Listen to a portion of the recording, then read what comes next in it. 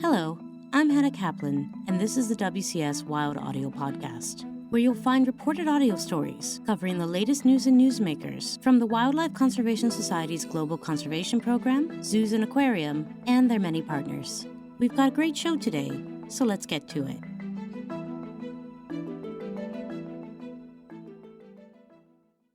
Protected and conserved areas across the globe safeguard critical biodiversity, contribute to local economies, and support U.S. development and foreign policy objectives. But too often, they are underfunded. Making its way through the U.S. Congress now is a bill that would leverage U.S. funding with philanthropic contributions to provide sustainable financing for protected areas. In this episode, we hear from WCS's John Calvelli and two Senate allies to learn more. Nat Moss has this report. Nat, I'm just going to throw out a word that you probably haven't heard in quite some time. Bipartisan, okay? We believe that conservation is a nonpartisan issue. It shouldn't be a Democrat, Republican, liberal, conservative.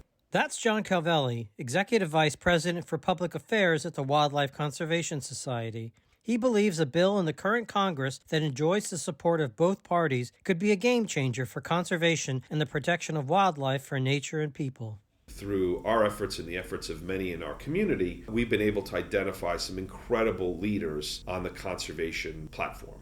John singles out two leaders in particular, Senator Chris Coons, a Democrat from Delaware, and Senator Lindsey Graham, a Republican from South Carolina. Coons chairs the State, Foreign Operations and Related Programs Subcommittee of the Senate Appropriations Committee. Graham is the committee's ranking member.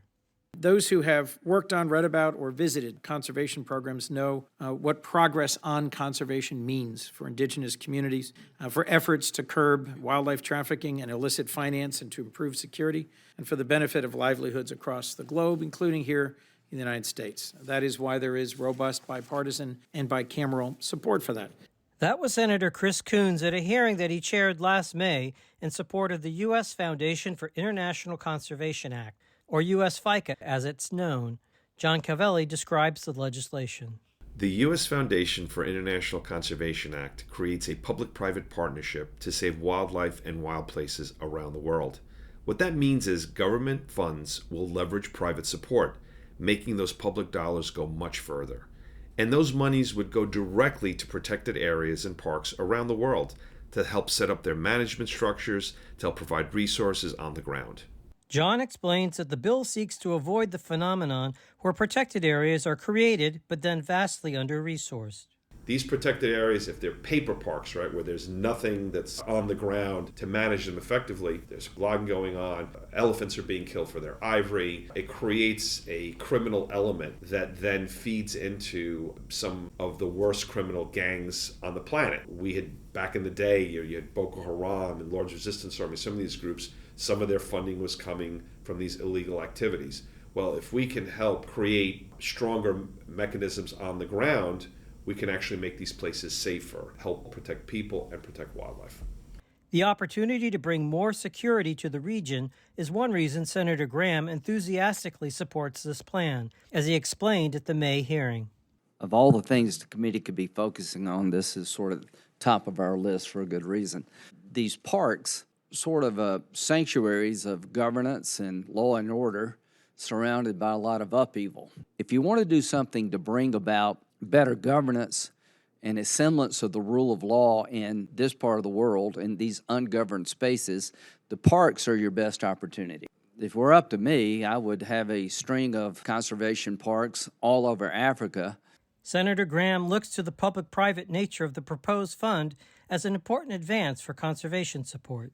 The goal of Chris and myself is to create a public-private relationship where the private sector sort of leads and puts their money where their mouth is, collaborating with the United States government and other people, hopefully other governments, to make sure that these parks are well managed, that we deal with poaching by force, and that the communities surrounding these parks benefit. John Calvelli emphasizes that the U.S. FICA funding mechanism would create a kind of versatility that can be difficult with government-administered programs.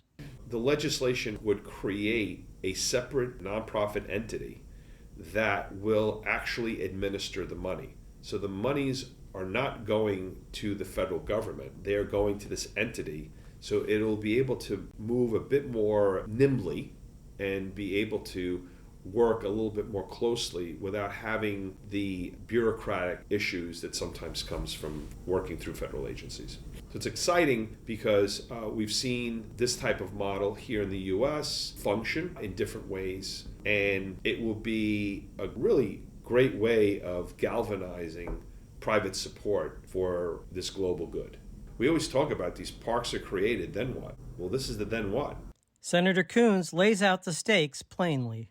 We are losing the Earth's most vital spaces, the most remarkable parts of creation at an alarming rate because of logging, rapid human population expansion, the demand for agricultural space, for charcoal, for wildfires because of a changing climate.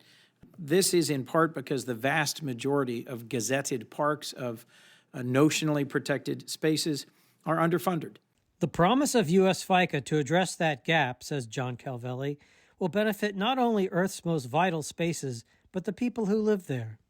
It's about rangers. It's about local livelihoods. It's really about all those things to make those protected areas actually function. It's about breathing life into the concept of a functional protected area management, where the needs of the indigenous communities are prioritized and indigenous knowledge is valued, where the wildlife is being protected, where deforestation has been minimized or eliminated completely.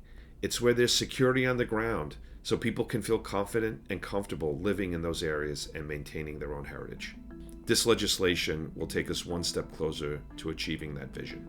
If you'd like to express your support for the U.S. FICA legislation, you can get more information at www.wcs.org. And don't forget to let your senators and congresspersons know how you feel. For WCS Wild Audio, this is Nat Moss. Today's episode was produced and reported by Nat Moss, with help from Hannah Kaplan and Dan Rosen. The WCS Wild Audio Podcast is a production of the Wildlife Conservation Society. Please join us next week for a new episode, and don't forget to rate or review the show wherever you get your podcast.